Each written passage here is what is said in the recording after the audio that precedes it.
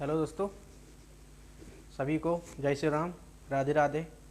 और अब अपन देखेंगे कि स्टॉक मार्केट कहाँ से शुरुआत होती है और स्टॉक मार्केट क्या है, इसकी ज़रूरत क्यों पड़ी, कब से शुरुआत हुआ ये, और इसमें इन्वेस्टमेंट जो निवेश जो लिखा हुआ है, निवेश की ज़रूरत कैसे पड़ी और कब से पड़ी, और आगे चल के इसकी क्या डिमांड रहेगी, इसके बारे में अपन बात करेंगे। तो निवेश निवेश मतलब इन्वेस्टमेंट। इन्वेस्टमेंट अपन स्टॉक मार्केट ये क्यों चालू हुआ, और कहा जाए तो कहाँ से चालू हुआ और कब से चालू हुआ, है ना। तो स्टॉक मार्केट की देखेंगे जनरली। तो स्टॉक मार्केट काफ़ी टाइम से कहा जाए तो एक मतलब पहले बॉम्बे स्टॉक एक्सचेंज था, बीएसई कहा देखते हैं। तो पहले बॉम्बे स्टॉक एक्सचेंज था, जो एक कहा जाए तो पहले वहीं पे स्टॉक होता मतलब ट्रेडिंग होती थी, कहा जाए तो ऑफलाइन होता था। अब अभी अभी 2002 के 2003 4 5 के बाद से अभी से ये मोबाइल से अपन लोग सभी लोग करने लगे। नहीं तो पहले बहुत उसमें मतलब कहा जाए ऑफलाइन में पेपर पेन से ये सब चीज़ निवेश वगैरह इन्वेस्टमेंट वगैरह ये सब ट्रेडिंग वहाँ से होती थी। अब अपन देखेंगे इसके बारे में कि स्टॉक मार्केट की शुरुआत कैसे हुई। तो ये होती है शुरुआत इन्वेस्टमेंट से, कि इन्वेस्टमेंट अपन कर रहे हैं तो वो किस हिसाब से कर रहे हैं और इन्वेस्टमेंट क्यों ज़रूरी है। इन्वेस्टमेंट क्यों ज़रूरी है ये सबसे मेन मुद्दा रहता है। इन्वेस्टमेंट करने से क्या फ़ायदे हैं और क्या नुकसान है। आज अपन इसी के बारे में देखेंगे कि निवेश की ज़रूरत क्या है और इसके क्या फ़ायदे हैं और क्या नुकसान है। अगर अपन देखेंगे अब तो निवेश की ज़रूरत क्यों है, अगर थोड़ा सा अपन देखेंगे कि यहाँ पे देख सकते हैं, यहाँ पे लिखा हुआ बाकायदा। इस सवाल का जवाब देने से पहले हम ये समझते हैं कि अगर कोई निवेश नहीं करेगा तो उसके क्या नुकसान हो सकते हैं और फायदे क्या होंगे। तो मान लीजिए अगर अपन देखेंगे कोई एक आदमी है जो निवेश, अब कहा जाए उसकी जॉब 30 साल की एज में लगती है और उसकी जो पहली पेमेंट फर्स्ट मंथ की पेमेंट जो रहती है कहा जाए तो 50,000 रहती है। और देखेंगे यहाँ पे लिखा हुआ है 50,000। और हाँ, सभी लोग लाइक कर देना भाई, अगर कंटेंट अच्छा लगे तो लाइक कर देना और कमेंट करके ज़रूर बताना कि कैसा है और क्या क्या कंटेंट जो है सही है या नहीं है। और अब अपन देखेंगे, ठीक है ना, इसके बारे में निवेश क्यों ज़रूरी है करके।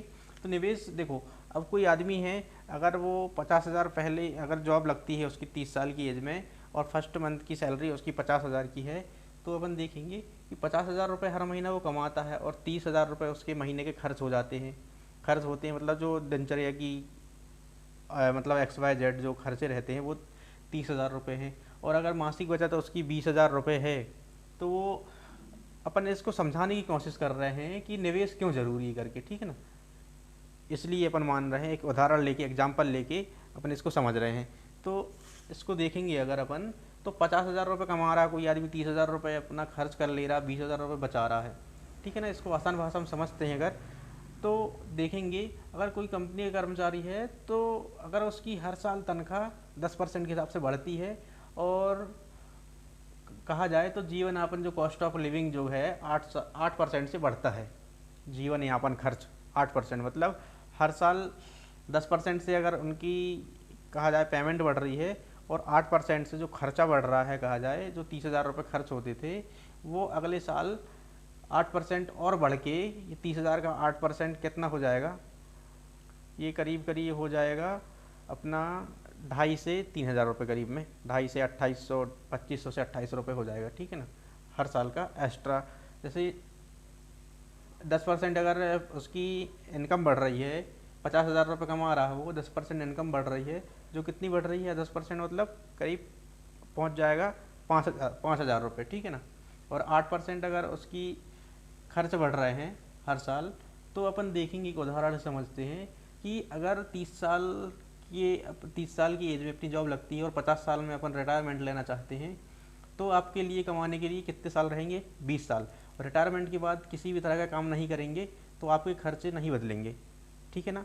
और हर महीने जो 20,000 रुपये बचाते हैं वो कैश या नकद के रूप में आपके पास जमा होता है। अगर अपन इन्वेस्टमेंट नहीं करते हैं तो अपने पास जमा रहता है। तो अपन इसके देखेंगे कि एक साल में वो आदमी अगर एक महीने में 50,000 रुपये कमा रहा है तो एक साल में वो आदमी कितनी की उसकी आय हो रही है, 6 लाख रुपए की, ठीक है ना। और एक साल में कितने का उसका खर्च हो रहा है, 3,60,000 रुपये का। तो बच कितना रहा, जो अपना बचत का खास जो पैसे हैं वो कितने बच रहे हैं, 2,40,000। एक महीने में 20,000 रुपये बच रहे हैं, तो उसके एक साल में 2,40,000 रुपये बच रहे हैं। इसी प्रकार से अगर जी 6,60,000, ये कैसे आया 6,60,000, 10% से उसकी मतलब इनकम बढ़ रही है, 10% से कंपनी उसको हर साल 10% बढ़ा बढ़ा के पेमेंट दे रही है कहा जाए, तो 6,60,000 आया। तो मैंने बताया 55,000 रुपये एक महीने के, एक साल बाद से 50,000 की जगह 55,000 10% के हिसाब से बढ़ेंगे, तो 55,000 रुपये महीने के हिसाब से बढ़ेंगे, तो 12 महीने हो जा रहे हैं उसके 6,60,000। और साल का जो ब्याज हो रहा है वो 3,88,800 रुपये। इसी प्रकार से ये पूरा 20 साल का कैलकुलेशन है। तो अगर 20 साल में देखेंगे अपन इसको, तो ये 20 साल में ये देख सकते हैं 20 साल में इनका खर्च बचत कितना आ रहा है, ये पूरा बचत वाला सर बता रहे हैं अपन, ठीक है ना। उदाहरण एग्जाम्पल दे रहे हैं अपन और बता रहे हैं इसके बारे में कितना बचत आ रहा है इनका, 1,78,90,693, करीब करीब आ रहा है इनका 1,78,लाख करीब, ठीक है ना। अपन मान लेते हैं कि 20 साल में इन्होंने अगर किसी प्रकार का पैसा अपने पास ही रखा और इन्होंने कोई इन्वेस्टमेंट नहीं किया, तो इतने पैसे इनके बच रहे हैं, ठीक है। तो अगर आप इनको इस फिगर को देखेंगे तो 20 साल बाद अपना जो कहा जाए महंगाई, इन्फ्लेशन जो रहता है ना, महंगाई जिसको बोलते हैं, महंगाई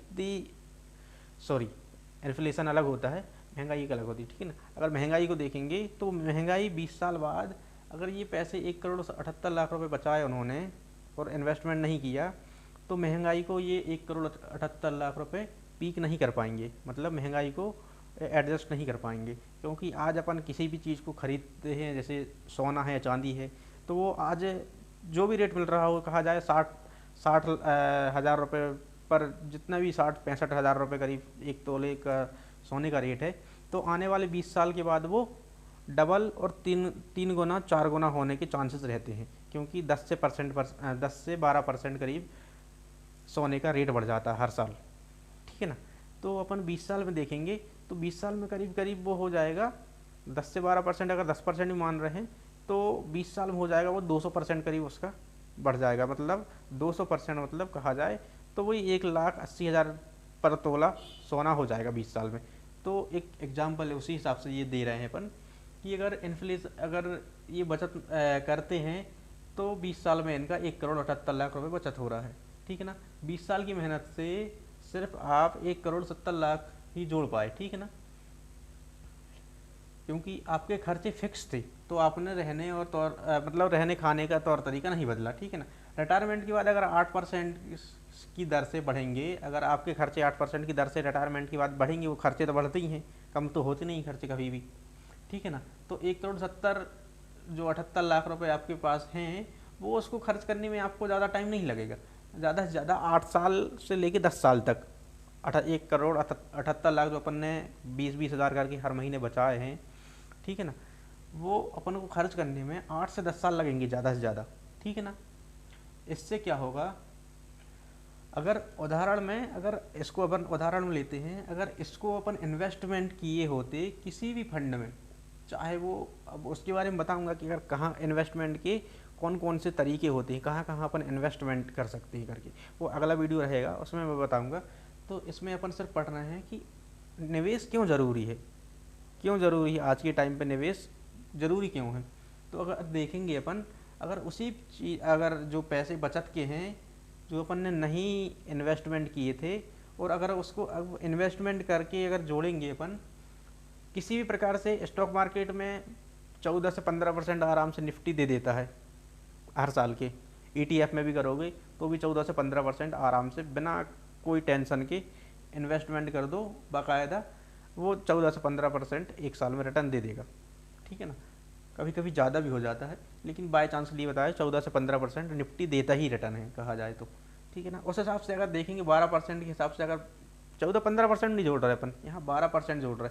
FD में अगर FD करते हैं तो उसमें भी 6 से 7% रिटर्न मिलता है, यहाँ पर 12% क्यों जोड़ रहे हैं, क्योंकि स्टॉक मार्केट के बारे में अपन बात करेंगे। स्टॉक मार्केट बिना किसी झंझट के 12 से 15% आराम से कमा लेते हैं रिटर्न एक साल में। तो यहाँ पर हम कम से कम 12% जोड़ रहे हैं। अगर 12% के हिसाब से भी देखेंगे इसमें निवेश अपन करेंगे तो वही कैलकुलेशन हुआ है ये 20 साल का पूरा। 20 साल में अगर निवेश करते तो आपके पास जो 1,78,00,000 ऊपर बिना निवेश की बचा रहे थे, वो निवेश करके अगर 12% का एक साल में रिटर्न मिलता तो ये होता है 20 साल में कितने, 4,26,95,771 का। निवेश की ताकत ये होती है। 1,78,00,000 वहाँ पे थे बिना निवेश की, यहाँ अगर निवेश करते 12% के हिसाब से रिटर्न मिलता आपको, तो आपको ये होते 4 करोड़, मतलब करीब करीब 2.5 गुना एक्स्ट्रा आपको मिलता कहा जाए तो, निवेश करते तो 12% के हिसाब से, ठीक है ना।